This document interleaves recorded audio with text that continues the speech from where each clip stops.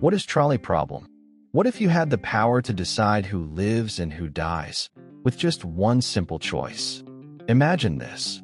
A runaway trolley is speeding down a track toward 5 people who are tied up and unable to move. You're standing next to a lever. If you pull it, the trolley will switch tracks and kill 1 person instead of 5. If you do nothing, 5 people die. What would you do? This thought experiment is known as the trolley problem, one of the most famous ethical dilemmas in philosophy. It was first introduced in the 1960s by philosopher Philippa Foot and later expanded by Judith Jarvis Thomson. Its purpose isn't to find a correct answer, but to expose how we think about morality, responsibility, and human life. At first, many people say pulling the lever is the right choice. After all, saving 5 lives seems better than saving 1. This kind of reasoning is called utilitarianism, the idea that the morally right action is the one that produces the greatest overall good. But the problem doesn't stop there. Now imagine a different version.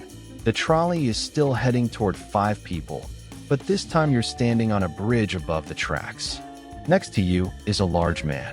If you push him off the bridge, his body will stop the trolley, saving the 5, but killing him.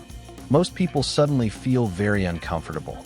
Even though the outcome is the same, pushing someone feels morally worse than pulling a lever. Why?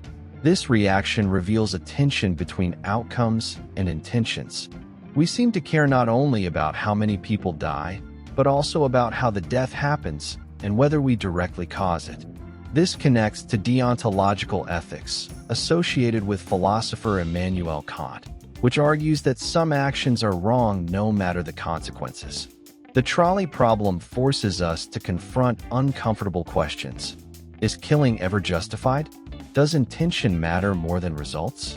Are we morally responsible for harm we allow versus harm we cause? Today, the dilemma goes beyond philosophy classrooms. It's used in discussions about self-driving cars, medical ethics, artificial intelligence, and wartime decisions. Machines may soon have to make trolley-like choices, and we must decide what moral rules they should follow. In the end, the trolley problem doesn't give us peace of mind. Instead, it shows how fragile, emotional, and complex our moral intuitions really are. And perhaps the most disturbing part is this.